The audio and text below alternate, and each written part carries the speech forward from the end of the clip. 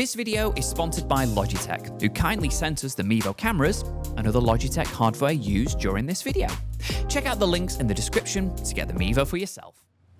Hi there, Phil here from Radio.co, and thank you very much for joining us for this special webinar. A special webinar because we're actually going to be chatting about something a little bit different to radio and audio, and that's, well, video. Who'd have thought today? What we're going to be talking about during this video-based webinar is really discussing all the hugely beneficial ways that you, whether you are an aspiring broadcaster or a veteran broadcaster, how you can actually use video content to not only broaden the reach of your audience, but really, enrich the content that you have and to really bring your brand to life. Gone are the days where you could joke about saying, "Oh, I have a face for radio," because, well, in these most recent times, yes, you must have a face for radio. And who knows that better than my cinematographer sitting right next to me? It's Rowan. Hello. Hey, Rowan, how you doing? Yeah, not bad. Thank you for having me on. So this question I'm going to ask you, it's not to sound as rude as it sounds, but what the heck are you doing here? No, it's fine. I run the video side at Radio.co, make a lot of the videos. So today, as we're doing sort of video-based webinar, I thought it would be good to just go over how other radio stations use video and video streams, how stations that use Radio.co use video, and other bigger ones like the global stations and stuff like that, how they do it. And I'll just be here to help you go through it all. Yeah, so, as well as exploring, of course, the ways in which video can be used and have been used, we're also going to be talking about, how it's done and showing and telling the different ways that people are using this. It's particularly, to help you get up and running in no time at all. We're going to be talking specifically about the Logitech Mevos here, which is just a little bit far from my reach. There's actually 3 of them in front of me, or behind the video that you're watching. So that's what we're using to actually capture and stream this webinar. So yeah, the Logitech Mevos are what we're going to be specifically talking about to show you how they work, how they set up, what the point of them is, what the purpose of them is. Because of course Logitech have sponsored this webinar today. So that's why we're going to be talking specifically about their kit. And they've also provided us with said Mevos and some of the kit that you see in front of our chops. So, Rowan, first of all, I guess before we talk about the why, in the sense of, why a radio station is looking to use video for their content, I guess it's a good chance to start really talking about the how, as in, how do we actually get set up for your pre-recorded video streams or your live streams? So someone who is heavily involved in video content, such as yourself, Rowan, of course, that's why you're here. How would you say video broadcasting and streaming has changed in recent years? It's changed massively. It's become much more an essential than it used to be. I think in the past, it used to be a nice little bonus. You could go online and you could see your presenter doing their thing on the radio and actually see them through video. Whereas now I think people prefer video content over audio in some ways, in some respects. Obviously, people still love tuning into the radio in the car or just having it on in the background, but a lot of people like to go on to their favorite video service like YouTube or Vimeo or Facebook and actually see what's going on behind the scenes. So, for instance, like LBC, for example, or Capital, they will have plenty of video content alongside their normal, more traditional stuff. It's just a great way of seeing what's going on behind the scenes, seeing the presenters doing interviews with stars, perhaps, or maybe like acoustic sessions. It's become more of an essential than it used to be. Yeah, as you say, it used to be very much in the olden days, 20 years ago, maybe something like that. 5 years ago. It used to all be about, observing, what's going on in the studio. As you say, a lot of behind the scenes stuff. So it's not just the presenter talking about what tracks they're playing or who they're talking with, but it's also just seeing them in between links and just lining up things up, getting ready for a broadcast, interacting with the guests before they go on air. I guess one of the big pioneers of the video streaming side of radio, at least in terms of today's mainstream radio, could be things like Chris Moyles on BBC Radio 1. And that sort of setup really used to just be like a webcam just placed in the corner of the room. Every 30 seconds, minute or something like that, a shot would change. So it was literally just a little live still of currently what's going on. But even that was still cool to really see my favourite personality behind the radio playing my favourite music what is he up to when when the music is playing? Is he dancing? Is he just chatting? Is he lying around? Is he having a sleep? Is he having a cup of tea? It's very much a kind of like a radio nerdy thing. It's just catching a bit more glimpse in, like I say, into these personalities. It's nice to see what they look like as well a lot of the time. Steve Wright on Radio.co. I saw him for the first time the other day, and I had no idea what he looked like. But if he had a video stream, I'd know straight away. That's the thing. It's very much a mysterious thing. I know, seeing these people, as I say. Having a face of radio, you only just hear their voices. So to actually catch a glimpse of them, it's like when we first saw Slipknot without their masks for the first time. We were like, oh my God, that's what they look like. Yeah, definitely. So, I mean, it's not quite as similar, but, it's just, again, it's that that radio enthusiast, that nerd, again, I say it again, just catching a glimpse into what these people are doing. And it's really evolved from that just stationary webcam refreshing every now and then to... As you say, a lot of big stations now doing content specifically for video, or they're having multi-camera setups just to capture everything that's going on in the studio, lots of different angles and such.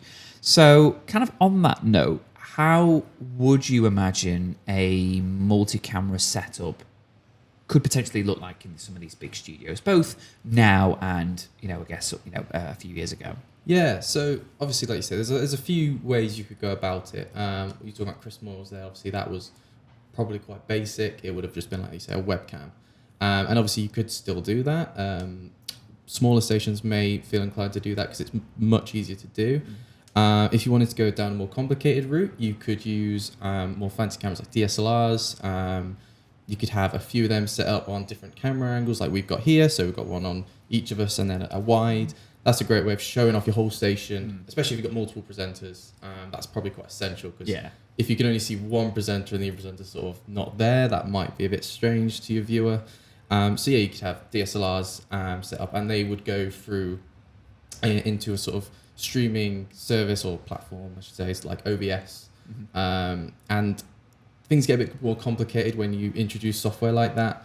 And then you obviously need to think about your sound, because your sound will probably be going live on the radio anyway, so you might be going into a mixer.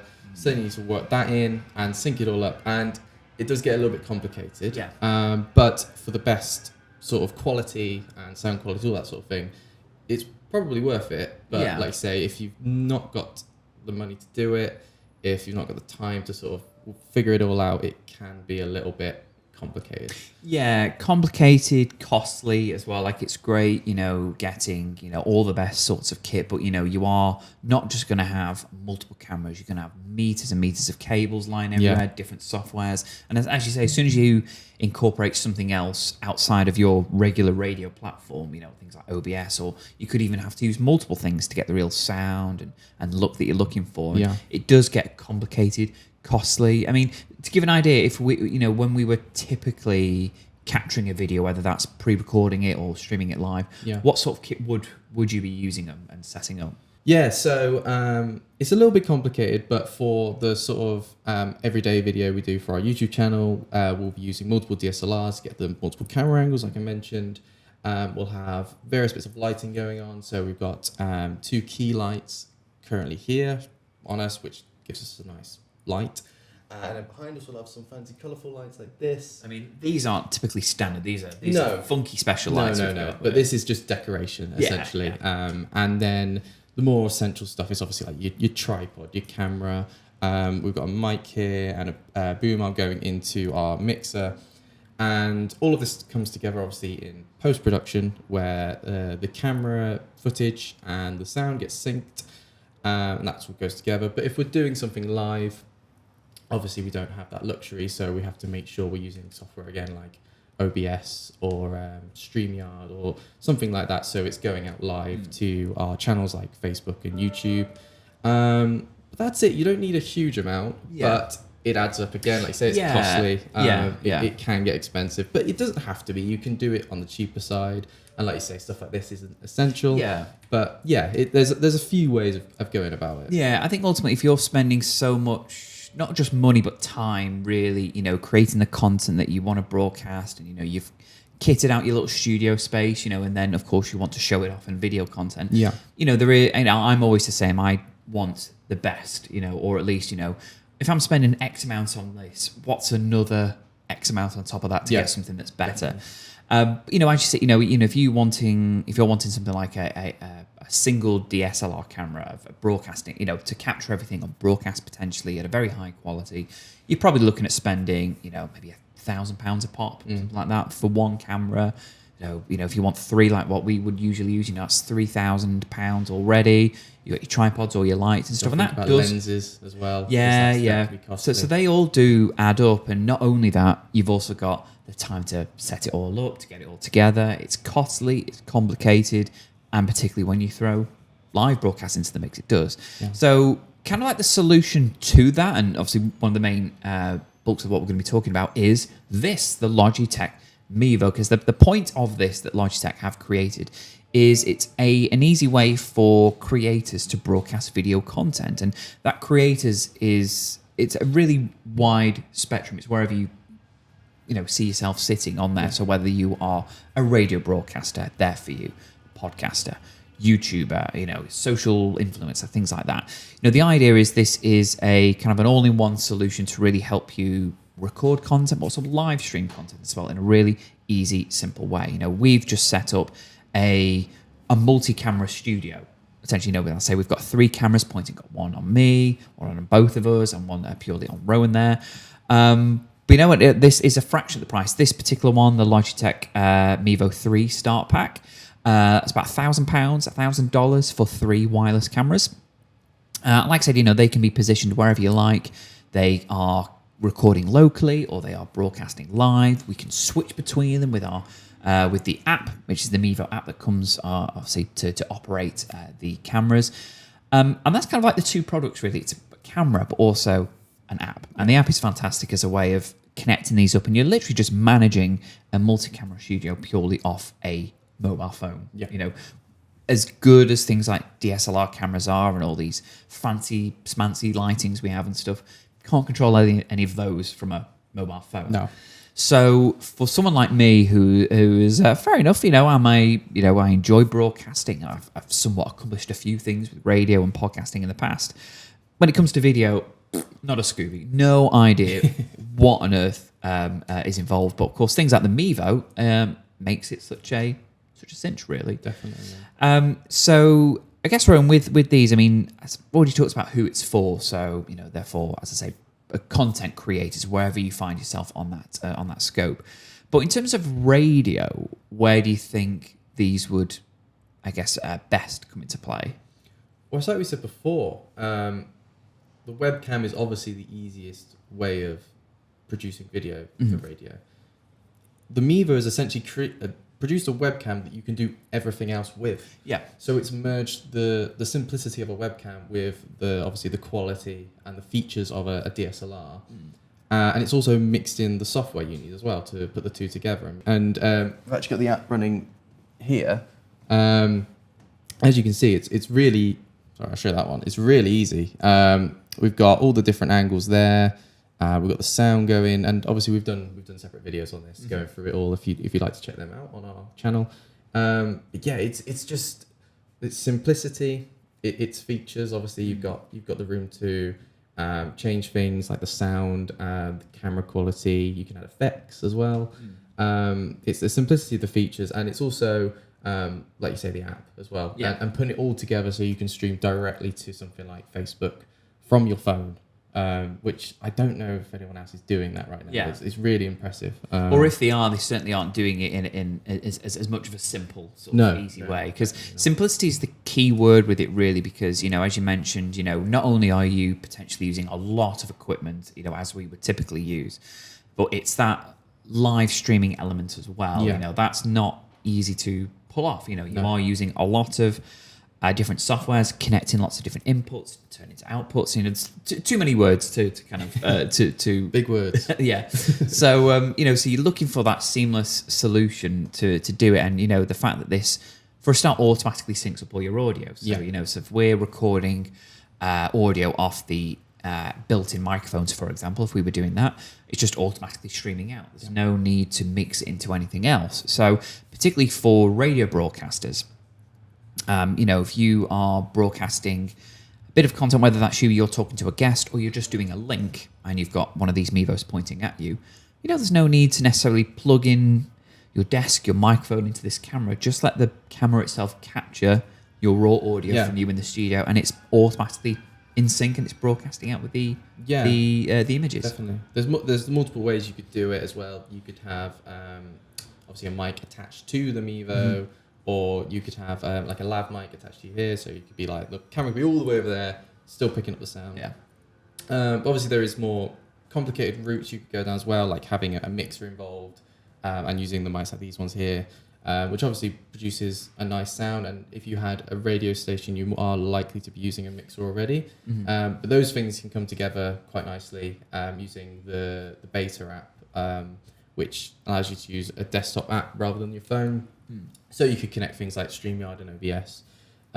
So there's so many possibilities with sound as well. It's great, so much choice. Yeah, so many possibilities, but right out of the box, the Mevo 3 Start Pack here, for example, you've got those 3 cameras, hook them up, plug them into the stands or table mounts or whatever it is that you have lying around to set up your shots. As we've got various different levels and a tripod scattered in front of us.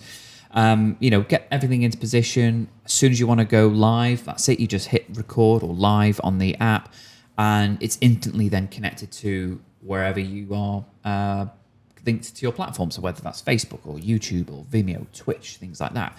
So as soon as you hit live, that's it. You're instantly live. There's nothing else to do. The app and the cameras take hold of everything else and just guide you through that live broadcast. Yep. And that's why this is particularly such an impressive product, because, as I say, with me having absolutely zero idea what's involved in video streaming, I know that straight out of the box, give it a few minutes just to turn everything on, get it all hooked up. That's it. We're ready to rock in literally no time at all. And if I don't want to go live, I don't have to. I can just record everything locally, whether that is, again, saving things on my phone, which you can do obviously through the app, or onto SD cards if you plug them into your microphone. So it's such a great ecosystem, with the focus and the point is to give, as I say, all creators the freedom and the ability to broadcast whatever video content they believe.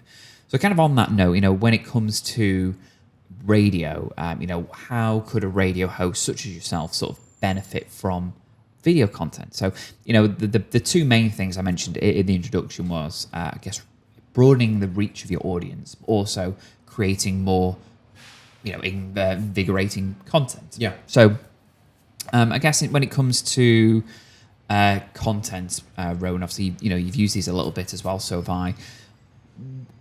What's a good way of using the Mevos for creating content, specifically for a radio broadcaster or a podcaster? Well, the first thing that sort of struck me when I used them was how great it would be for someone who was doing everything themselves, which is obviously very common for sort of smaller radio stations. It's usually just one person in a room, in their bedroom, maybe, doing everything. They don't have the luxury of people behind the scenes. So the great thing about the Mevo is that, like say, it's just on an app, it's just on your phone in front of you. So you can set up the camera, put it in place, come back to your phone, sit down, and have a look at how it looks like. Yeah. I've been in positions before where I've been wanting to film something of myself using a DSLR, and it's a nightmare having to get back up all the time, make sure it looks okay, and then sort of judge it, sit back down and sort of look from a distance. Is this right? Does this look okay? With the Mevo, that problem's gone. You just sit down, you position your camera, and you know straight away if it's looking good. Yeah. So if you're on your own, if you just started out, maybe you're using Radio.co, these are perfect. And like you say, it's simplicity again. It's just it's great for that reason.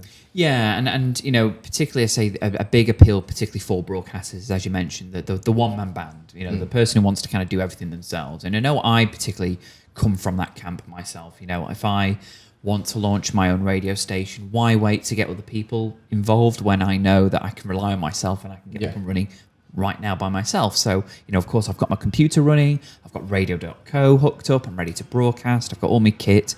Now I want some video content as well, but I don't have, as you say, someone to vision mix it for me or watch the cameras, tell me, everything's looking Is that what you do? You videographers, you kind of. Yeah, I think that's pretty much all we do. That's just great. do that, and then we're That's good to go. Looks perfect. Yeah. But yeah, as you say, with the app, you can see it. You know that you are lined up great, and I guess related to shots. I mean, we experimented with this when we were when I did the review for the Mevos, which again you can check out. We'll probably put it in the description for this or somewhere. It'll be somewhere. Yeah, on the YouTube metaverse, whatever, it'll be somewhere.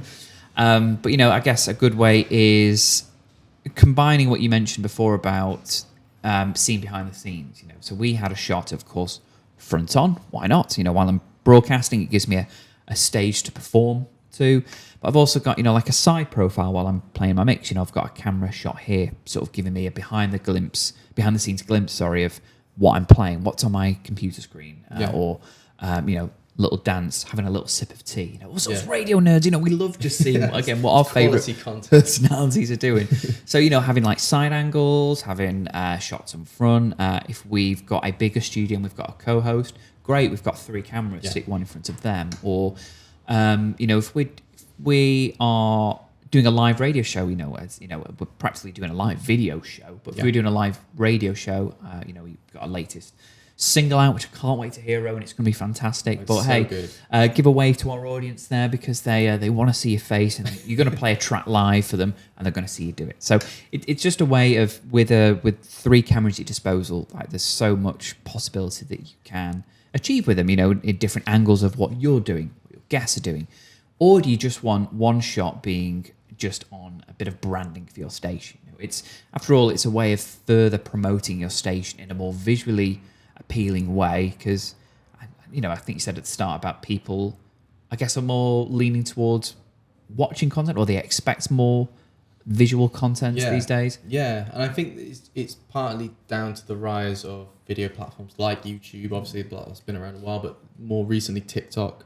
video has become the mainstream. If you look at things like Instagram, for example, they're really pushing video right now. They're really pushing what they call reels. Yes, I can't keep reels, and stuff like that, because they know that's where things are going. And if you look more towards radio, Talk Radio very recently launched a channel on TV, Talk Radio TV, Talk TV, something like that. Something like that. Something terrible like that. Yeah, pretty much. And that's just because people like watching the video side of things. So why not create a TV channel out of it?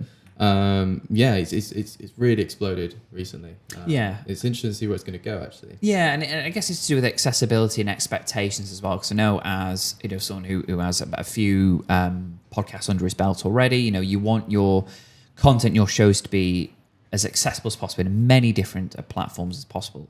And you'd get people saying, "Oh, if your show was on YouTube, or can I find it on YouTube, or can I find it on that?" And the answer is, well, it's not currently on there at the moment, because it's a podcast. I want it to be an audio platform, but people are, I guess, spending most of their time on platforms like YouTube. They want everything to be there, whether that is, just video shows that they're doing, or podcasts, or videos chocked full of memes, things like that. They want everything all under one roof. So if it's easy enough to do, like it is, why deny people that? It's a way of broadening the reach of your audience, and it's such a simple way of doing that through like the Mevo, hooking it up to these various platforms and creating live content. Of course, it doesn't have to be live. It can be pre-recorded, uploaded there. You just want to make your radio station, and I'll tell this to everyone who I speak with about advice on launching the station. You want to make it as accessible as possible. You want it to make it as available as possible and as efficient for people to listen to. Yeah, definitely. Why go to the trouble of clicking on one link to go to a web page, to go to a tab to press play? On an app, they can just find your station on your app, open it, press play, go. If they're on YouTube, they get the YouTube app, press play. That's it. They're listening to or watching one of your shows.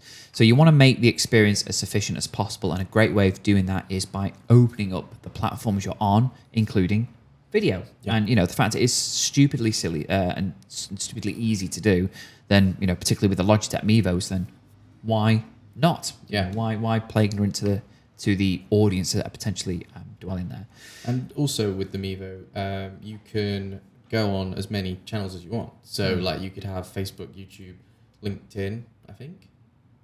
You can do things. Yeah, we've done live streams to Logitech before. Yeah. So all these, anyway, my point is all these platforms all at the same time. So if someone doesn't use Facebook, for example, and they want to watch it on YouTube, it's there. Yeah. So you don't need to go, make sure you head over to Facebook tonight to watch our live stream because it will be on all of them, which is another great feature as well. Yeah, it's very similar to guidance I give to people about internet radio directories. There are a lot available. TuneIn might very well be the one that you've heard the name of the most, but it's by no means the only one. There are a lot available. And, people say to me, Phil, do I need to have my station available on all of them? And the answer is no. I mean, it can't hurt to be available on all of them. If anything, it increases the online visibility and presence of your station. It arguably makes people stumble upon your station easier. But what you don't need to do is you don't need to advertise every single place people can find your station. If you're available on 40 different internet radio directories, great. Pick a few to say you can find us on TuneIn, on Streamer, on Radio Garden, all things like that. You don't need to list everywhere because you don't want to make it messy for people to get to. People will just find you, and who cares if your station is on Radio Garden and no one happens to be listening to it on Radio Garden, because there are plenty of other people listening to it through all the other different ways. Yeah. So as you say, having it streaming on LinkedIn and YouTube, doesn't matter if people don't head there because they're still checking out your station on other means. It's just making it, as I say, as efficient to listen to as possible. Now, we touched on social media a bit, and that's, I guess, a big part of why video content in particular is crucial for really, really growing up your station. Again, not just on an audience base and, increasing the listenership, but creating really unique, creative content for your station or for the promoting of your station.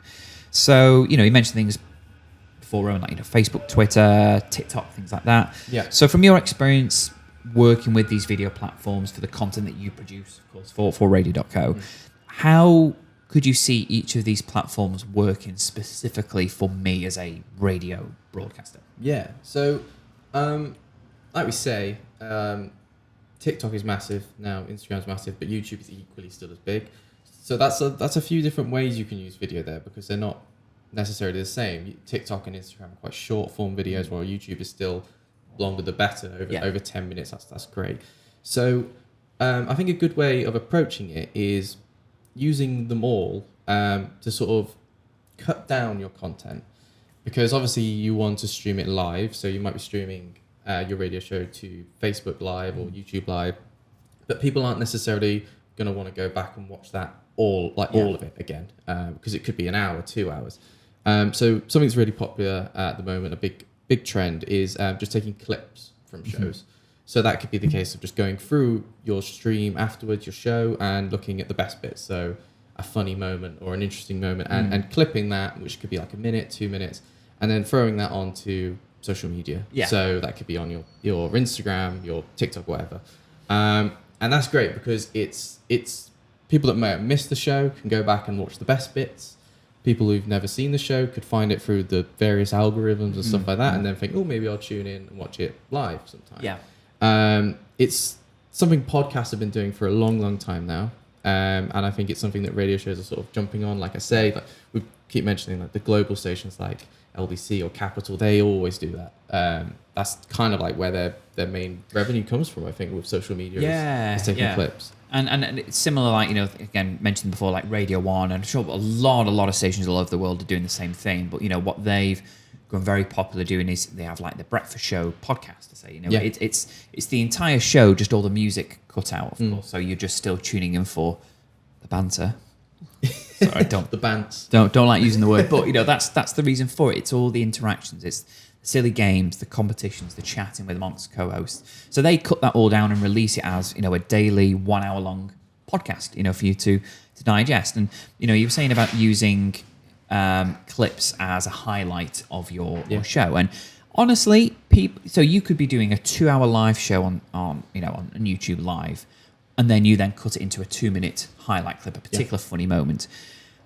People, regardless of whether they watched the 2 hour entire live stream or that 2 minute clip, both those sorts of people enjoyed your show. If they watched the entire thing, great, they loved it, they stayed to the end. If they only watched that clip, they still leave and going, that was a good show, that. It doesn't matter that they missed an hour and 58 minutes of it and stuff. The fact that they enjoyed that bit enough to check you out again, whether that is to watch more clips or hopefully a live stream of your radio, whether that is on YouTube or, just through an actual audio form. But you want to use these platforms to really attract people to where your station is, again, to make it as accessible as possible to as many people as possible. TikTok, I was quite under duress. I felt like forced into doing my first TikTok on behalf of Radio.co. Other than that, I'd never ventured into the platform before. I've still... It was a good TikTok. It was good. It was quite good fun and silly. But, we've used TikTok and Instagram to create little clips of, moments or points we want to make about a particular review that we've done. But other than that sort of one or two TikToks I've done, I don't really know anything about the platform. So can you shed a bit of light on kind of how TikTok works or, what its aim is really? Yeah. So I'm kind of similar to you. It's sort of been pushed on us in recent years, hasn't it? TikTok. It's sort of come out of nowhere and it's become essential. Yeah. It's again, sorry to cut you, but it's like when people ask me, about using social media, I always say, it's, even if you detest social media or you don't know how anything works, you should go out and find out how it works, because it cannot deny how beneficial it is, because, well, A, it's free to do for now, but it's free to use and everyone's using it, everyone's on it. So it's very similar. So that's what I'm doing. I'm learning off Rowan, the expert of TikTok, how it works. So TikTok is like we said before, it's short form content. I think they have expanded the time you can actually post of it, like the length of a video you can put on there now. I don't know if it goes up to 10 minutes perhaps. Right. Maybe that's too long, maybe 5. It's just a great way of, like we say, like using the clips from your show, if it's a radio show or a podcast, but also just sort of connecting with your audience. One of the ways we use TikTok on the Radio.co page is sometimes just making funny content. Like the one we made with you was just like a sketch, just a comedy sketch. And that did well. And it sort of shows people what your brand is, what you're about. But it also pushes people to sort of think, oh, what else do they do? And if that's like a clip from a show, then they discover the show. So it's great for that reason as well. It's not just reposting old content. It's making new content as well if you'd like to put that effort in. And obviously, like I say, like Instagram has copied them. They probably wouldn't like me saying that, but they have. And everyone's sort of jumping on that train because they know that's really popular, especially with younger audiences. I don't know how much the older audiences have jumped on TikTok yet, but like everything, like Facebook back in the day, eventually it grows and the demographic widens. So it's definitely worth looking at if you're not on it right now. Yeah, and with the purpose of like TikTok, those mentioned before, the scary word, the algorithms. The idea is, you might post a bit of content, whether that's an original bit or a clip that you've made from one of your shows, and if it kind of just falls a bit in line with something, it could be completely unrelated, but people are going to find it. So it's all about them hashtags. It is, using those hashtags, and it's all about, again, making your station as available as possible and reaching audiences who wouldn't have otherwise found you. If you are purely keeping your radio station as a purely audio based platform, and that's great. You're a radio, I guess just a radio fanatic. You're a radio purist. I guess strictly an audio platform. But the reality is, in these times, is that radio needs to be more than just audio, and you can still keep doing your radio shows. It's just there's audiences out there that potentially wouldn't otherwise find out that your station exists if it wasn't for something you posted on. Even just things like Facebook and Instagram and TikTok. And using TikTok can be a great way of just doing, as I say, short form content of, it can be something as complex as just creating an original bit of content, a bit of a sketch, or something that really drives a bit of interest and intrigue in your station. It could be you just creating a little clip and putting it on there, or it can just be a little trailer. 10, 20 seconds of just, hey, this is Phil from Phil FM, and today we've got this coming up, we've got that, and we're also going to be hearing some brand new music by so-and-so. If you want to get involved, go to our website or send us an email or, text that number. Great. See you there.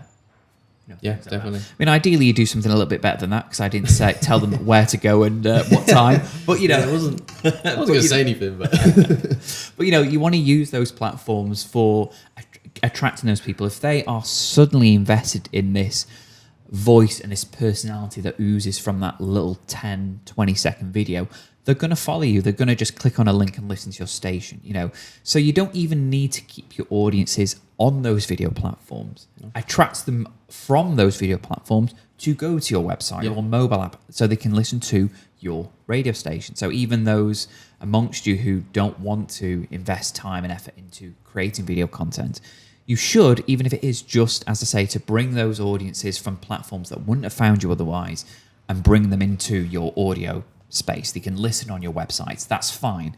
But find them on TikTok and Instagram first. Yeah. Instagram works in more or less the same way. It's just a way for you to advertise and get across your personality. Yeah. And just, as I say, do a little tease of what's coming up. That's as far as your original content needs to be. Yeah. It's you just doing a little script for 20 seconds or completely ad-libbed of just driving some interest into what you've got going on. And if you want people to really see that passionate broadcasting personality that you get across in all of your radio shows, then great. Condense that into 10, 20 seconds. Perfect. Yeah. I think as well, sorry, just one last thing on that is on the topic of social media in general, if you're struggling at all to grow your social media, like the older platforms like Facebook and Twitter and even Instagram now, if you're struggling to grow, I'd say check out TikTok for that reason as well, because I've noticed on previous accounts and stuff like that is really quick in sort of gaining followers and growing the amount of views you're getting on each video. Like I've seen insane growth before, going from like 20,000 views on a video to 1 million on the next video. And like you say, it's all to do with the algorithm, stuff like that. But I think that shows just how popular it is currently, that you can have growth like that with minimal effort as well. If it's not something you need to dedicate heaps of time into. No. It's something you can spend 10 minutes on if you want, and you could reap the rewards from that. Yeah. And you could even do TikTok live now. I think that's a thing. So you could even work in your live content as well. And obviously you're doing that anyway, so you might as well. Exactly. It's spend a little bit of time doing that because, once you've spent 10, 30 minutes writing something just to go, listen to our show at this time here on this location, that's all it's going to take to potentially bring in audiences who, once they listen to your station, like, great, I love this station. That's it. They're a loyal listener who's going to stick with you. So, definitely. What's 10 minutes of your time if it gets you even just 10 extra listeners? That's minimal effort for that's great. Future gain. For permanent gain of that for listeners. So, and things Facebook as well. I guess it's known these days. It's a bit weird to say Facebook is for the older generation because I guess I was first on Facebook. I guess maybe about 15 years ago now. So it makes me feel like, the fact that I'm occasionally still on it, I'm like, I'm the older generation. Yeah. But it is. And, Facebook can be used as almost like a billboard for your station. Yeah. I always say to people, when they ask me, do I need a website for my station? A website could be great. You can create all your content and, you can have bios on your page, you've got your players there, but a Facebook page can equally do the same job. And again, it's free. So use Facebook as a way of advertising your station and, again, host your video content on there. It can be live using things like the Logitech Mevos, do your Facebook lives, or it can be a way to record, again, the content from the Mevos onto plastering all over there. And it kind of skips over it there, but with TikTok and Instagram, these cameras in particular, the Mevos, are perfect for things like that. You can just use one of them, or you can have a fancy TikTok page, and have multiple ones surrounding you, whether you are, getting little angles of your radio station, different angles of view. But, set it up, hit record or hit stream, and boom, go. Yep. You're not spending all that time setting up your cameras, going back and forth, checking, making sure everything looks all right. On the app, looks fine. Yep. Hit record, boom. So you're spending even less time creating new content, using something like this. After all, it's exactly what it's for. But I guess that the main things for using video content is for, as I say, broadening your audience and easily creating content. I guess it's one thing worth noting as well when it comes to using something like Facebook Live and YouTube is, I'm sure we've seen it all before, those darn copyright strikes. And that's anything really. So even if you are a completely legitimate licensed radio station, the second YouTube and Facebook's algorithm picks up any of your copyrighted material, often your station or channel can be shut down or muted. So use the Mevos or video content in general to get around that. So it can just be footage of you doing your links, or a great way that actually did start from those stationary webcams overlooking radio studios is just have a silent feed. Yeah. Back in the days of, I don't know, you could go on Channel 4 at midnight and watch Big Brother till 6 in the morning, and it's just footage of people in silence or sleeping. Again, it's all part of that scene behind the scenes. So you're listening to the radio already, but nothing wrong with just watching a silent video of what's going on around that. No. And that's such a perfect, really easy solution for wanting to broadcast your content across YouTube and Facebook. They listen to the radio station. They can also watch a live feed. It's kind of like a radio CCTV. Yeah, in a way. That's all people want sometimes. They don't necessarily need exciting content going on all the time. It's just nice to just tune in and see what's going on behind the scenes and seeing everything working. Especially if you've got a few people working all the time, or a big studio, for example. People just like to see that going on. Yeah. Yeah, and you can link people in the description to your videos or little pop-ups to say that if you want to listen to what's going on, if you want to know what we're dancing to, go on this website or download our app. You want to make it accessible and as efficient. And if people are finding your station on YouTube and they're a bit confused as to why it's a silent video, signpost it. Say it's silent because you can listen to our station here. Yeah, goes back to that point I made just a moment ago. You don't have to keep your audiences in that video platform space. Bring them out and take them somewhere where you would rather them go to. They'll either stay in the video platform where they found you, it might be the territory that they're used to, or they'll go somewhere else to listen to it again as much as they want and as much as you want. Yeah. I guess more on the technicals now, Rowan. Of course, as I say, you've the pair of us really have played around with these. But what are the best ways, aside from or as well as including the Logitech Mevos, of actually streaming video and audio content live? Yeah, so we in the past have used, I think we mentioned it already, OBS, which is obviously incredibly popular right now, especially for gamers. It's really big for gamers. Obviously, you can connect multiple monitors, there's displays, so you can have what's going on your screen, as well as your webcam or your DSLR, all linked up with your sound, and it all streams perfectly wherever you want it to go. And you can have that going to a platform like Facebook, or you could have it just on your website. Yeah. So if you wanted you just to share your own URL, you could do that, spread that around, and people can just come to your website and see what you're doing. Or you can have it on everything. Again, you can have it on multiple things, so everyone has somewhere to go to view it. So if someone has a YouTube account, they can go there rather than having to create an account to watch it elsewhere. And that's a really great way of doing it. And there's so many people doing that. Obviously, everyone on Twitch is using something like OBS. But there's also, we use StreamYard quite a bit, which is very, very simple. Sort of cuts out the technical side that OBS can sometimes get a bit sort of overwhelming with, if you're having to sync it all up yourself or try and figure out how it works. StreamYard's very simple.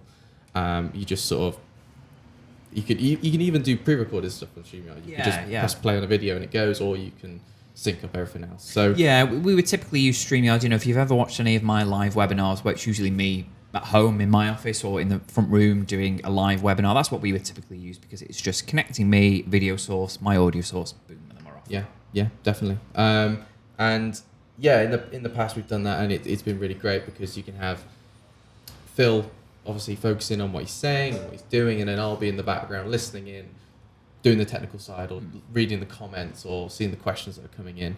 So it's a great way of using your team as well, if you have multiple people working on your station or podcast.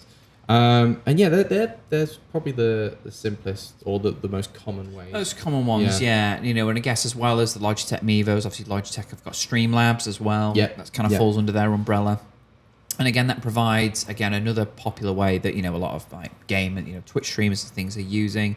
And I guess it could, in some regards, work like a desktop version again of the Mevo apps. Yeah. But of course, I think using anything that's away from this, obviously, as I say, this is a focus of our webinar, the Logitech Mevos, is if you're using anything other than that, you are losing a lot of that simplicity, which is the fundamental goal of these of this product and the app. It's to make live pre-recorded video streaming recording incredibly simple. So fundamentally, I think the easiest way is just to, I guess, go big and go home. Spend £1,000 on something like this because it caters for everything that you need. Say audio included, whether that's onboard audio, sticking microphones in front of them, silent video, popping them all around your studio. If you want simplicity for a cost that's not going to break the bank, of course, it's a pretty heavy sum to pay. £1,000, but for it's going to cost me £1,000 to not have a headache at all live streaming, then I'd take that. Yeah, definitely. Yeah. So in terms of more sort of technical ways, you can use, as I say, things like OBS to relay the radio feeds, sync them in. But again, it kind of loses a lot of that simplicity because the Mevos, again in particular, syncs everything up seamlessly. It's fine. There is a bit of work in the background, whether that is live or post production. So if you are looking for the simplest way of live streaming, a product that kind of does everything, and that's the app included. To say that's equally as important, if not more important, than the actual cameras themselves. Yeah. Now we've again talked quite a lot about social media already, but as I say, it just bears repeating that if you do want to have any guidance on how to effectively do any social media strategies, for marketing, promoting your station, then we do a great course that you can find on our website. It's Radio.co. I think it's radio.co/courses, or you can scroll all the way down to the bottom, and one of the little thumbnails at the bottom is courses. That's some of lots of paid things that we have there for building an audience, but we also have a free course as well in our Radio.co University, all about how to build an effective social media strategy.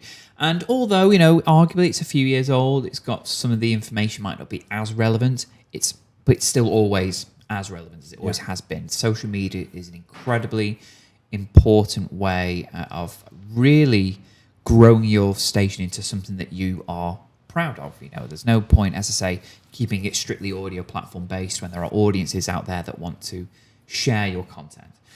I think I've said it before in a previous webinar that arguably, it's still the case, but if you are trying to attract businesses to advertise on your station and earn, begin to earn a revenue for your station, they're still interested in how many listeners you've got. That's always going to be the case. How many people are we attracting who could potentially buy our service? Yeah.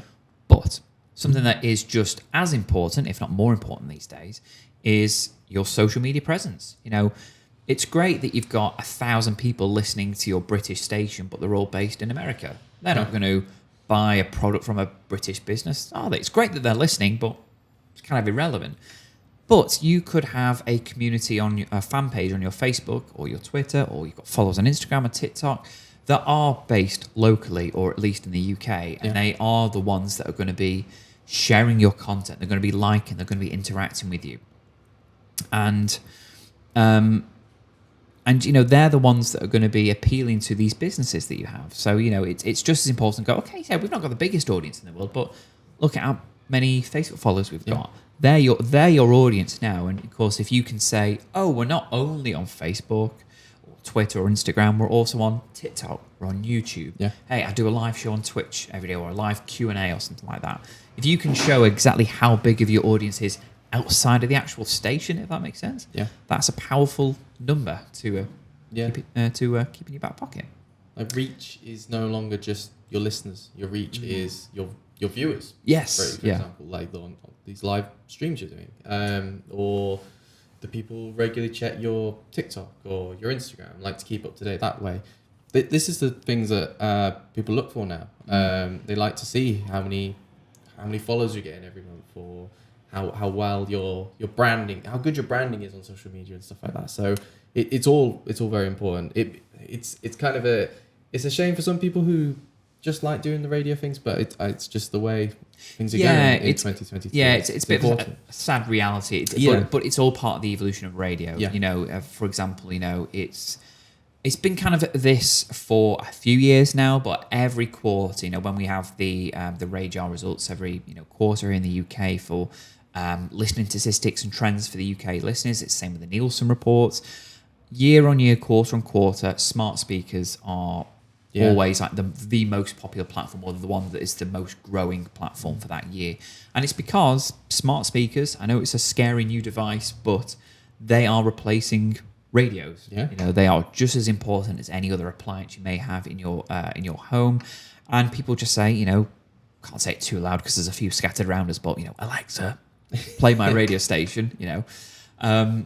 But, you know, that's because smart speakers, you know, so if your station isn't available on smart speakers, get it on there. You know, you know, you can build your own Alexa skill through Radio.co. You can build your own mobile apps through Radio.co.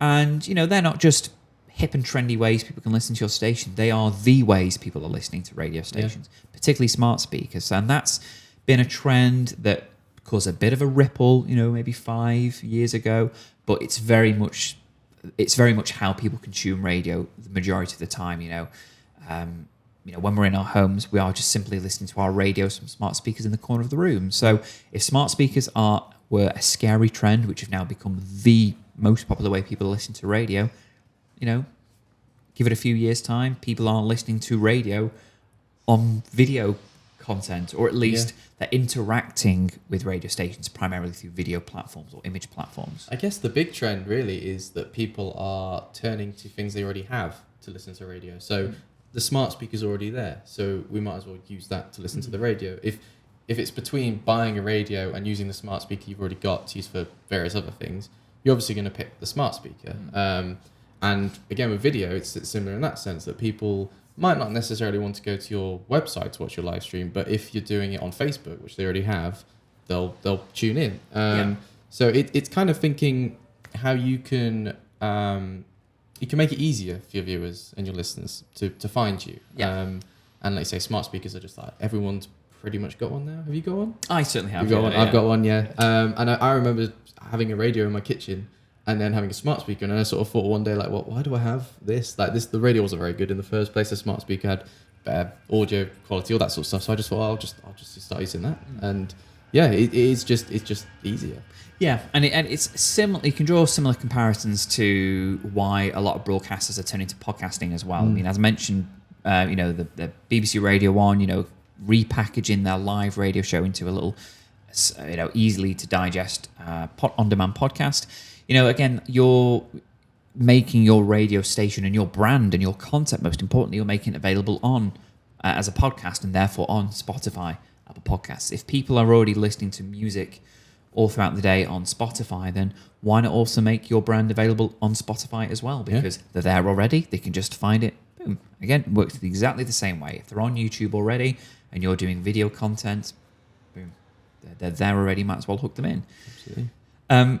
Again, so we mentioned BBC Radio 1, we mentioned LBC and Capital a couple of times, but I guess kind of are there other stations or other ways people are, or interesting ways people are using video content for their radio stations? Yeah, so we've been having a look at some of the stations using Radio.co because there's plenty.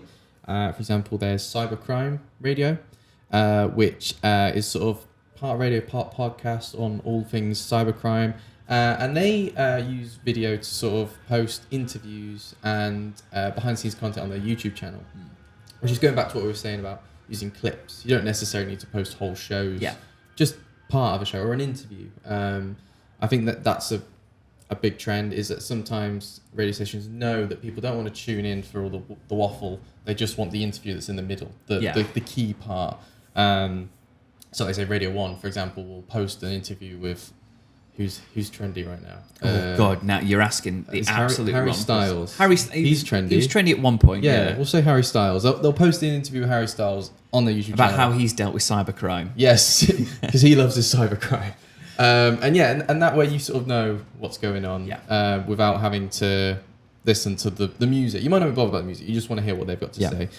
So going back to Cybercrime Radio, they're really good at this. They've really nailed it, and they've got a great YouTube channel. And they're actually sort of a perfect example for how the algorithm works. So one thing I like watching, I'm sure I'm absolutely not alone, something I like watching on YouTube is videos about scammers getting scammed. Yes. So things like, it's a video of someone showing me, I've had a call center ring me up, try and steal my money. but I'm going to show you how I'm going to actually scam them and turn it on them. It's great, fascinating stuff. It's really, really good stuff. But, some of that I've actually been recommended to watch things from Cybercrime Radio and other things relating to that, because it's like, oh, well, you enjoyed watching this thing about how to protect yourself from cybercrime.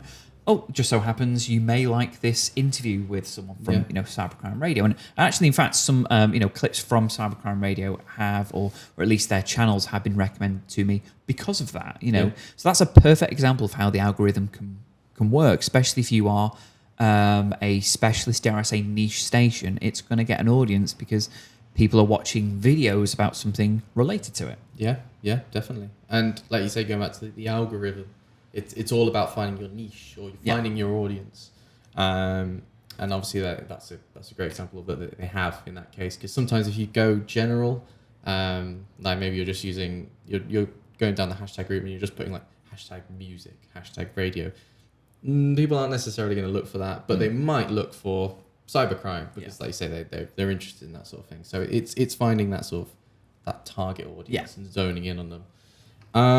Another example, a station that's not currently on air but has in the past is one we used to run called MCR Live. And MCR Live sort of went down the route of posting again interviews with bands and artists, but also like music sessions. We said before, obviously, copyright strikes are a big issue on YouTube and Facebook, but if you're doing sort of a live recording, you're less likely to get strikes. So if you wanted to have a band or an artist on, we'll ignore that. Then that's great, because you can have you could have the live session on there, and that's not going to trigger any strikes. But also like events. MCR Live used to do a few events, and they post them on there as well. So if you couldn't get to the event, or you couldn't tune in for any reason, then you could go onto the YouTube channel, and it's there to view. So that's one that's gone now. But and again, sorry, with that as well, you have got fans of those artists, and again, they will watch something related to it and be like, oh, I enjoyed that new Harry Styles track. Oh, there's actually an interview with him. Lo and behold, it's a way of again cybercrime. Talking about cybercrime stuff. So it's things like, again, you're bringing an audience from somewhere else and you bring them into something with something related. A few more we've got. We've got Shady Pines Radio. We're big fans of them. They do some really cool stuff with, again, like live music, and they do a lot of events. They've got Soho Radio, which actually run a cafe, I believe, in Soho, or a bar. So they post content from there.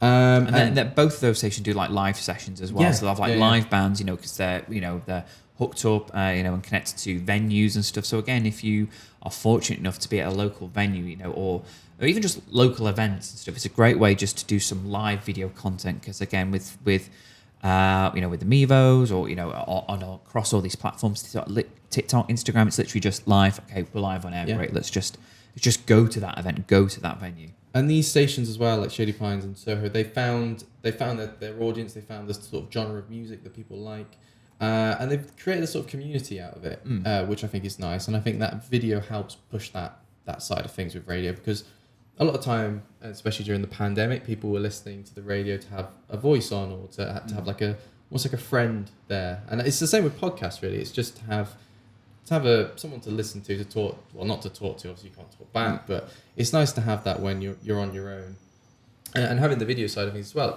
puts a face to a name, and it just makes a sort of quite like a warm feeling around it all. If you can see like some people having fun, or just a presenter making you laugh, and video is a great way of pushing that. And even with the magical and the best thing about radio, and this is what makes radio such a formidable platform ahead of video and podcasting even, is that radio is such a personal experience. So you don't turn on the TV and the continuity announcer says, next on BBC Radio 1, we're going to play Question of Sport. How are you doing? Have you had a good day today? Let me know how you're getting on. And podcasts, the general idea of podcasts is, sure, you want to make content that everyone in the world wants to enjoy, but that's the problem. You want to make your podcast as big as possible and to attract as many people. That's the whole reason you start a podcast. It's a bit of a passion, an egotistical passion project in a way. I know it from having to launch a few of them myself. You want them to be as big as possible. Radio is all about you. It's, hey, how you doing? What you've been up to do. Have you had a nice bank holiday weekend? Get in touch, let us know. We're going to play your songs. What would you like to hear? There's no other platform that speaks directly to you. They are full aware that they are speaking to millions, hundreds or whatnot of people, but they're talking to you right at this moment. And that's why radio is so good at hooking audiences. And you can still do the exact same thing across as many different platforms as possible. It's still a personal experience where you're talking to you, the listener, as me, the radio host. It's just the only difference is now you're also doing it on YouTube. You know, you're still talking to you, that one person, but more people. Yeah, and I guess as well, like you say, the difference there is if a presenter left a show on a TV channel, like the news, like a news presenter, they're not. You would probably notice, but it's not like you don't have that connection there. But if your radio presenter leaves, there's sort of like a gut wrenching feeling. Yeah. Like who is it? Scott Mills from Radio 1. He left recently, and I saw so much video content actually being posted from their last show, and you could tell that there's much more of a connection there with radio presenters because, like you say, you listen to them every day on a drive home, or you get into a sort of routine with radio presenters that you don't quite get, like you say, with any other form of media. Yeah, because radio, you consume it more than you think. Yeah, it doesn't matter if it's in the background. You're listening to it. Yeah, and it's, it becomes a very integral part of your life. Yeah. Well, that's it from us. Kind of talking about what we wanted to talk about anyway, about the things that we sort of wanted to cover. So we're going to turn into a couple of questions that were asked. We asked if anyone had any questions relating to video across some of our Facebook community pages. So we've picked out a couple of them. We're going to try and go through as many as we can. And kind of on that note as well, if you've got a question that you didn't get to ask, or you did ask it and we didn't get to answer it, then please let us know. But you can reach us studio@radio.co. That comes directly to me. Wherever you're watching this video, again, we're going to make it, as this video is supposed to be, as available as possible. Make it sufficient to check out. So wherever you are finding it, please just ask away. Just ask any questions. Doesn't even have to be necessarily about radio or video. Just ask any questions you like. And again, previous points, we were talking about other stations that we're aware of or we found out. If you are a station, broadcasting with us or not, let us know how you're using video content for your online radio station. We'd love to find out more creative ways or just practical ways people are using video. If you've been doing video for a little while now, how is that going? Have you seen a growth in your audience? Please let us know how you're getting on with your radio success stories or even radio failure stories. The only way we learn to be better broadcasters is learning from other broadcasters. So studio@radio.co, you can email me. You can email Rowan as well. It comes through to me, but you can address it to Rowan as well if you want. Or you can leave a comment. Or leave a comment, I'll probably wherever you're watching here. Yeah. So the first question we've got is from One Media World Radio, and he's asked, I want to add my Twitch stream to my website. How do I do that? Sounds a bit of a cop-out answer there, but Google it and you'll find out. No, what I mean by that is Twitch will actually allow you to embed your a player onto your website in 3 different ways. So you can embed everything. So that is video feed and chat box. You can embed just the chat box. Well, the third option is you can embed just video and clips. So there are 3 different ways you can do it. The way you actually do it requires a bit of copying and pasting and coding a little bit, but there's a fantastic website which is dev.twitch.tv, and there you'll find loads of tutorials and documents that obviously the developers of Twitch and users of Twitch have all put together. So Google it, go to dev.twitch.tv and you'll find out exactly how you can actually do it. But that brings me on to something that I completely disregarded earlier, is you don't even need to use some platforms strictly for video or purely for video like Twitch. No. Using their chat box, whether that is exclusively the chat option or combination with the video, is a fantastic way to get a live forum on your station. Yeah. A huge feature people request is, do you have live chat facilities for my audiences? And we don't, in all honesty. It's something we've considered. It may be something we incorporate in the future, but why do we need to when there's things like Facebook Live that'll do that for you, or Twitch will do that same job? And in doing that, you are obviously promoting your station. People are sharing your Facebook Live post, or they're following you on Twitch or subscribing to you on there. So why should we take some attention away from your station by giving you purely away a solution that we've given you when these social media platforms can do it for you and promote your station in the process? Yeah, definitely. So, there we go. Yeah, you can very easily add your Twitch stream in 3 different ways. dev.twitch.tv will show you how to do it. Yeah. Next question is from Manu Martinez from KCXU 92.7 FM. And he says, how do I take a live video streaming event and place it on my playlist or schedule to air? That is you can't take any video content and broadcast it on your radio station in terms of pre-recording. So you can't take an MP4 file or whatnot. Something that you've captured exclusively as a video and then rebroadcast it. You can live stream it. So if you're doing a video stream first, you could stream it through and then broadcast it out on Radio.co. I think we've done an example of that in the past. So it is possible to take a live video stream and repurpose it and rebroadcast it as an audio source, or just take that pre-recorded video file, repackage it into an MP3 file. And that can be another way of doing it. If you would rather do a live video radio show because you want a visual element of it, whether that's a feature or a guest or a game you're doing, perfect. Yeah, make it available on demand afterwards, or just stream it as audio whilst you're doing it. So whichever approach you want to take to your radio shows, whether it's video first or audio first, there are ways to do both. Yeah, definitely. Am I allowed to play music on places like Facebook and YouTube? We covered that just before, and that's from John Plywood. Sorry, John. So covered that before about copyright strikes and ways of doing it. So if you were looking to get a sort of avoid copyright strikes broadcasting your radio show, we mentioned it before, but how would you particularly set that up, Rowan? Unfortunately, the easiest option is to just avoid any sort of copyrighted music. So obviously, if you've got a license, you can do that on your station, and you can also use it on your website, I believe. So if you wanted to have a video stream on your website, you could absolutely use that music there. On platforms like Facebook and Twitch and YouTube, it's a complete no-go. If they detect the slightest hint of Harry Styles singing about cybercrime, that's it. That video is either being taken down or muted, and obviously that sort of ruins the experience. Yeah. There are ways you can probably get around it.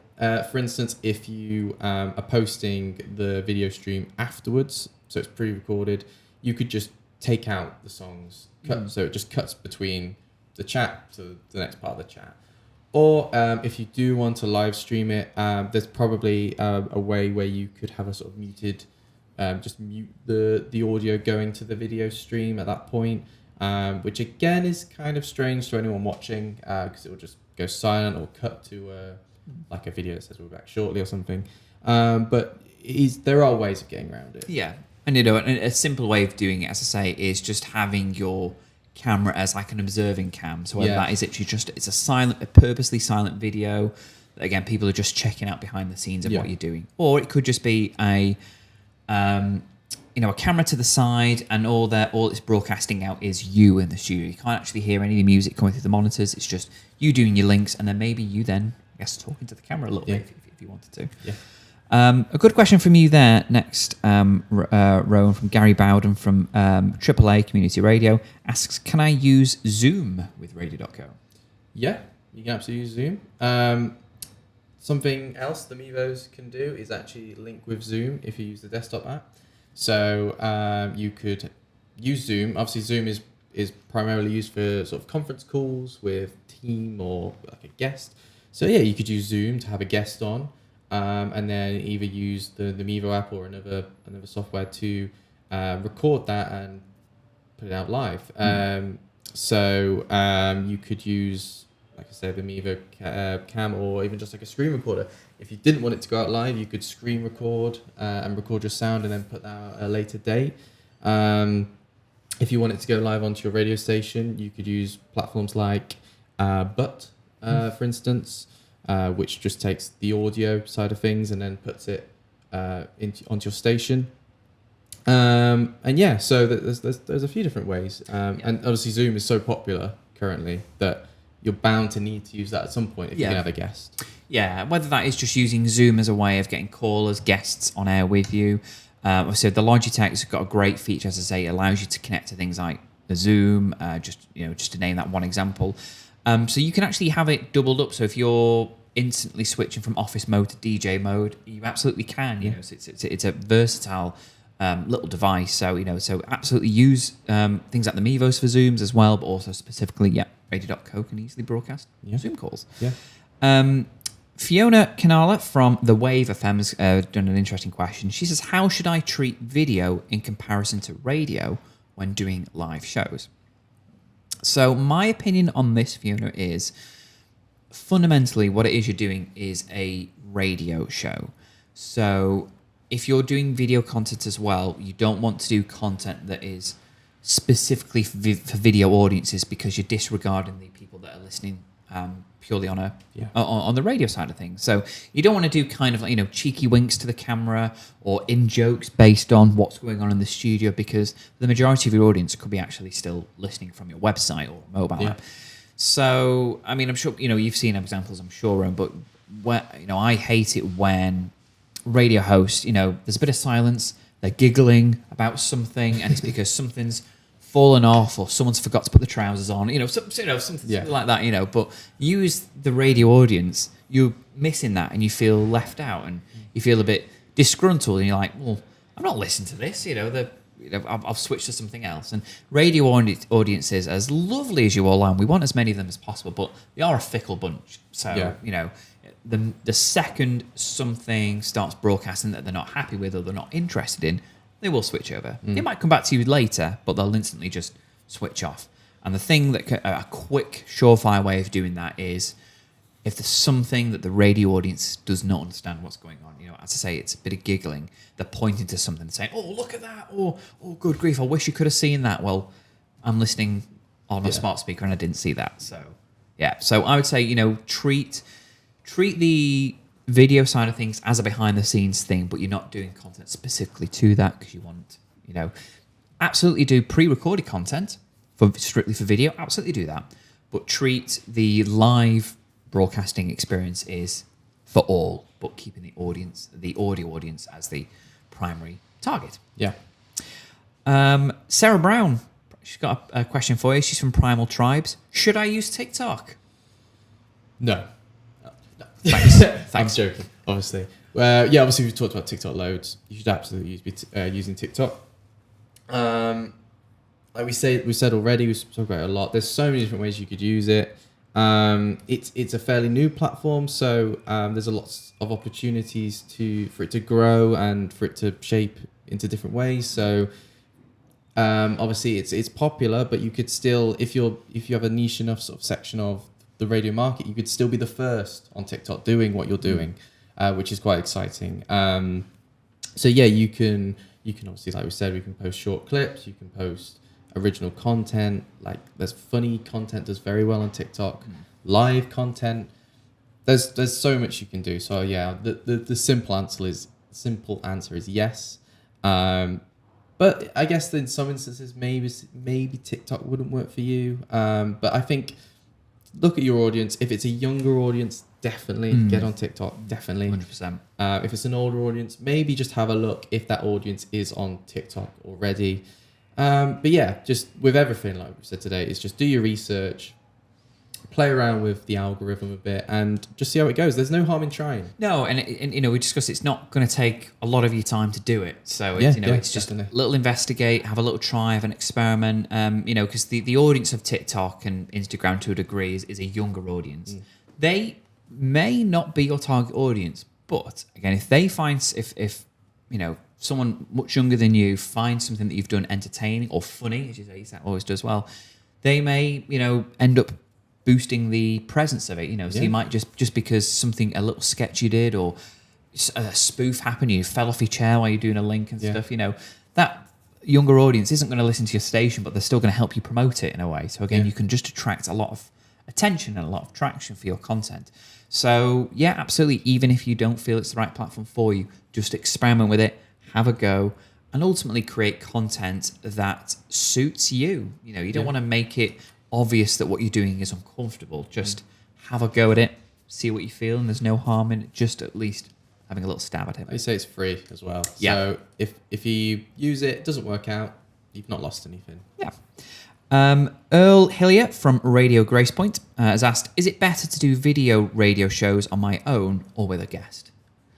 I mean, it's up to you. It's a preference, really. I mean, I think if you've got a guest in, or whether that is a co-host or, you know, a specific guest who's only for that show, you know, they're a musician, a politician, anything like that, I think it's very, very worth doing video content for that, because it's just, again, it's another way for you to create your highlights, your clips that you can then share. So, you know, if you've got a politician or a sports player or a musician in, you know, it's all about making that content as widely accessible as possible. So if you've got a video of, again, a famous footballer on or something like that, then if you've got on YouTube, then they'll be hopefully linked to other YouTube videos that they've starred in. So I'd say if you're doing guests and guests especially, absolutely do video content. You know, it's such an easier way of just, again, creating more content for your on-demand audiences. And if it's just on your own, why not? You know, again, people want to see behind the scenes. They might want to see who their favorite voice is. They just want to get a better idea of you.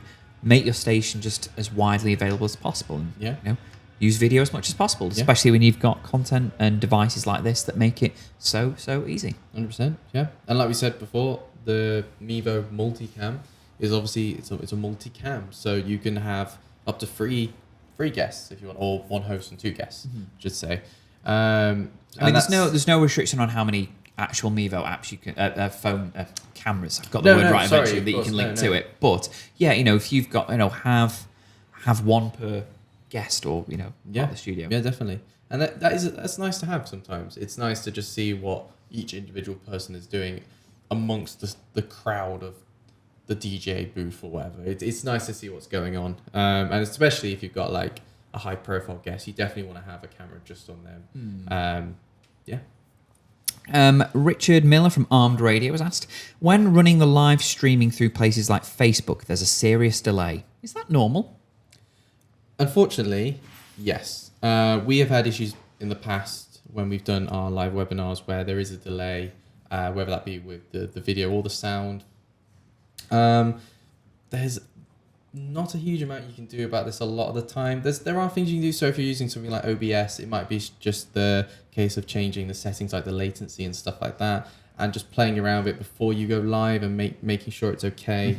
Using other devices as well. So go live and then go check what it looks like on a phone or a tablet or on other Wi-Fi. Sometimes it could just be down to your Wi-Fi connection, where unless you want to sort of pay for more or get it checked out, there's not a lot you can do about it. I guess one thing I would say is try and keep it as try and avoid using a lot of software. Try and keep it as simple as possible. If you introduce lots of aspects, that can sometimes cause issues, and it's harder to find where the issue is. So again, like if you're just using the Logitech Mevo app, it's very simple. If there's any issues, you know exactly where to go and you know exactly how to sort it. If you're using lots of different software, you've got StreamYard running with OBS and everything else, then it's like, what's going wrong here? Because on that, because I know, as I mentioned, you know, Logitech have helped sponsor this webinar, so of course there's a lot of focus on this particular product. But of course, I mean, it's because it comes from a legitimate interest and investment in this particular product. Because as you mentioned there, if you've got lots of different software open to broadcast and live stream your video and your audio content, the more you use, it's going to slow it down. Things are going to heat up. It's going to get a bit more complicated, costly, just confusing. You know, more words that begin with C. But you know, using something like the Mevos, it's cutting a lot of those jobs out for you, particularly when it comes to delay to a regard. Like, you know, you've got your video and your audio is going through the same device and it's automatically synced. That's already, there's no delay between video and audio there. Sure, there's going to be a bit of a delay when you're video streaming. It's just how online streaming works. You know, if you're broadcasting through Radio.co, on average, there's a delay maybe of about 5 to 8 seconds on average, maybe. That's just due to signals bouncing from service to audience. That's always going to happen, but there are ways that you can cut some of that down if you're using less kit, less software. Again, things like a case in point, this in front of us. And if your sound and your video is in sync, then really the delay isn't as noticeable. If if you're just watching at home, you're not going to know there's a delay because you're just seeing what you're seeing. If the sound is in sync with the audio, everything's fine and breezy. Yeah. Sean Fox has asked, he's from Crown Radio, which social media platform should I use to share my videos and my live streams? Of course, we've touched on them a lot, but I guess ultimately, if there's anything you take away from this, it's understand what your audience is and whether they dwell on those platforms. So Facebook, as I say, treat that as a website, a hub for all of your audience to go to. But the thing with Facebook and Twitter as well is it's so incredibly easy to share content. That's the reason you're on social media, is because you want people to share your posts, share your videos, of course, whether they are live or they're pre-recorded. So you want to get people interacting with you. Again, live chat through Facebook Live. So absolutely share content on Facebook and drive people to that to be the headquarters, per se. Yeah. Twitter can be great, probably not out of everything, probably not the best platform to be sharing a video content. I know you can do things live through Twitter, Twitter Live. Not personally investing a lot of time and understanding in how that works. I couldn't say whether that's a beneficial thing to try. I'd say it's always worth having a go at something, but maybe use Twitter just to make... That's all right. It happens. It's live. It's what happens. Use Twitter as a way, of taking people out of Twitter and taking them where you want them to go, whether that is brand new shows going live, or we've just done a video on our YouTube, or we're going live on Instagram right now. Take people out of Twitter to go to where you want. Yeah. I think that's probably the best way to use Twitter anyway. I think for better or worse as well, Twitter is great for conversations. Mm-hmm. Especially if you're like a conversation-based station, if you focus on news and current affairs, Twitter's a great place to get a debate going. Yeah. Because obviously everything's public, easy to see. People can just have a spat with each other. Yeah. And it just drives content and presence. Like I say, sometimes it can cause a spat. It can be sort of quite negative.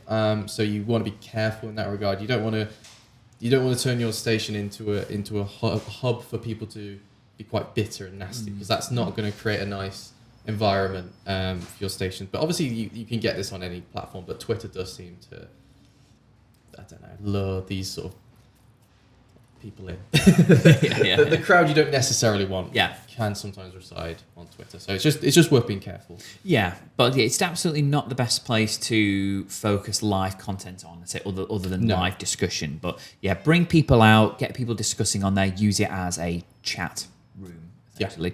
And then, there's repeating with Instagram, TikTok, anything else that comes next. Big focus on is just using those platforms for promoting yourself in a visual way, because I guess a lot of people find more comfort in scrolling through Instagram and TikTok and watching things on YouTube. Use all those platforms just to shout from the rooftops, this is my station, this is what we're playing, this is what we're all about, because there are people that exclusively dwell on those platforms, and you want to attract them. And the only way you're going to do that is through video. Yeah. And how do you do it? In the easiest way possible. Case in point.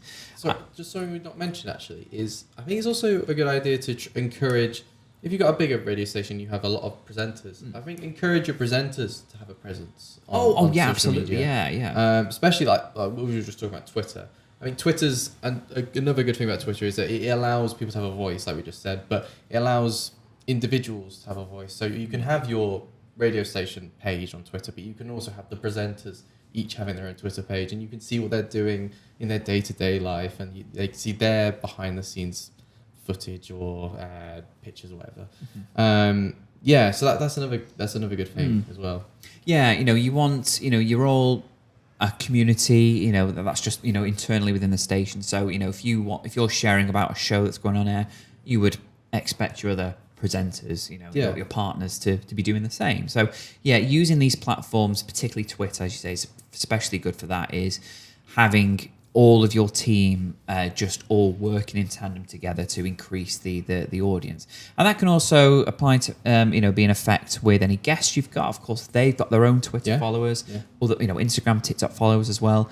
Get them to share your content. You could get thousands and thousands of people listening just because of one segment that they're hosting on.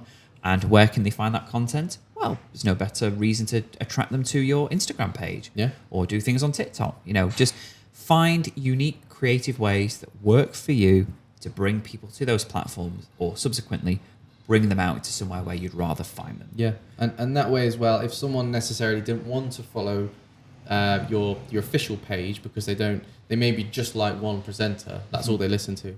That way they're still getting information given to them, and that presenter is likely going to talk about other things going on at the station as well. So it's a good way of getting your information out there, but not overloading people with stuff they don't necessarily care about. So if they just want to hear what one presenter is doing, not too fussed about what's going on the rest of it, it just sort of cuts it down to what they want to see. Yeah. And final question, it's Hugo from Romania, has asked, I would like to start an online radio station that also broadcasts video content on YouTube. Excellent. Thanks for checking us out. What video equipment do I need? Well, what you could use is too many DSLRs, lots of cables, shotgun microphones, lots of lighting. Then again, you probably want to use these if you've got a bit more of a setup. But fundamentally, you're going to be using a lot of stuff, and it's going to take a lot of time to set up. Some complications, some headaches. One might turn off. One red light going kaput. But you can scrap all that apart from the lights. They are quite nice and handy to have. Scrap all that. Logitech Mevos.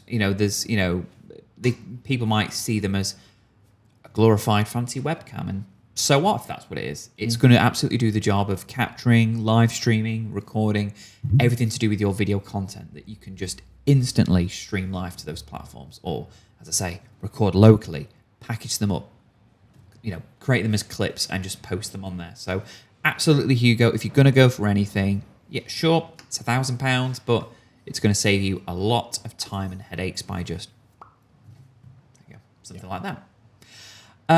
Well, there we go. I think that kind of brings it to the end of the webinar. I know we've chatted a lot about video content, but I think that's fair because video is the direction, or the future direction for where radio is, and it's actually a topic aside from, of course, doing videos, we've never done anything about video specifically, and I think it's why it's a perfect opportunity for Logitech to kindly supply us with this particular equipment, because I feel like it's such a beneficial tool and outlook to bring onto our broadcasters who are looking for ways of expanding their audience and how else they can provide content for. Yeah, definitely. And it's like we said all the way back at the start of the stream, video is becoming a force that you have to sort of recognize now in radio. If you want to progress and grow, it's kind of something you can't really put on the sidelines anymore. Yeah. So if you're going to do it, you might as well do it in a simple way. You might as well do it in a way that's not going to cause any headaches. And the Mevo is great for that. Yeah, it's kind of like that really nice, attractive yet disgusting, foot fungus that you've ignored for a little bit because it's fine. You've hidden it. You've got a sock and a shoe on. It's fine. But it's got to the point where you're thinking, I can't ignore it anymore. I must embrace it. And as I say, it's not the most... Maybe go to a doctor. Maybe. But there is that, yeah. It's probably not the most pleasant analogy, but I feel it kind of summarises what I want to chat about. Who'd have thought we'd end a webinar talking about foot fungus? Yeah. But, it's the same thing. It's something that you can't ignore anymore. Just embrace it because it is where radio is going. You are absolutely more than welcome just to keep your radio station purely as an audio platform. But if you truly want to grow your audience, and especially grow it through social media, which I know people still, after 20 odd years of Facebook, people are still afraid of doing. They don't rely on social media. I don't personally use social media that much, but again, I can't deny how hugely beneficial and important it is for video content, radio, podcasting, whatever it is you want to create. If you want to grow your audience, you need to use social media. And with radio, it's now become video as well. Yeah. So I hope you found what we've been chatting about useful. I hope you've been able to see, the Mevos in full action, show how they work. You can find a guidance on where you can purchase these from, sort of get them for yourself in your studio setup. I've done a review of them so you can see what I think of them and how they actually work. And Rowan, you've done a video about, setting up a stream like this. Yeah, if you just bought some Mevo and you're not too sure how to get going, then we've made a video on how to get them set up. Yeah. So, if you've got any questions about live streaming with video, please ask them. studio@radio.co is an email address for me. You can reach me and I'm more than happy to answer any question about video or radio specifically. Or as I say again, if you've got experiences yourself of how you're using video content for your radio station, I would love to hear about them. We might we've got content that we can create based on that. So how are you using video for your radio station, or are you using other means of growing your audience?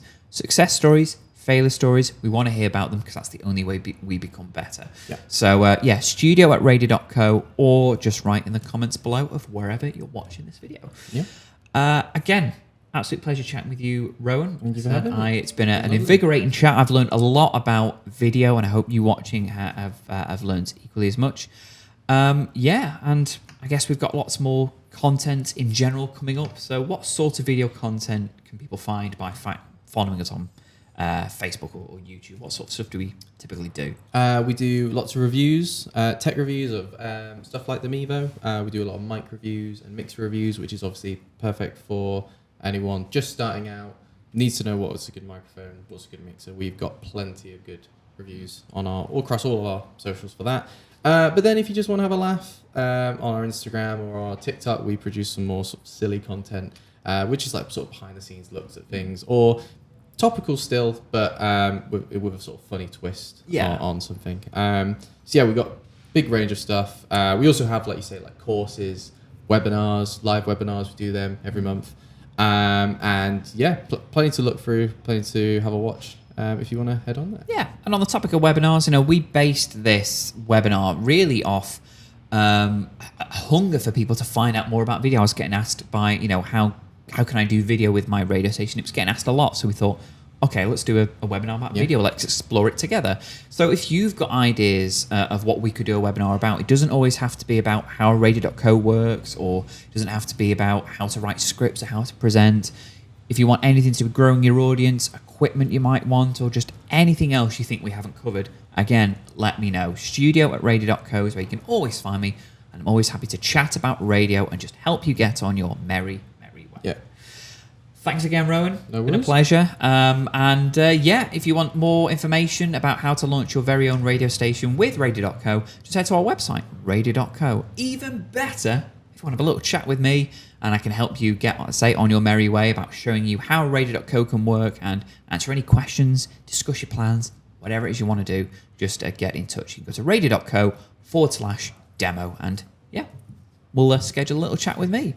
And I guess until next time, take care and happy broadcasting. And just before you go, how would you like to launch your very own online radio station?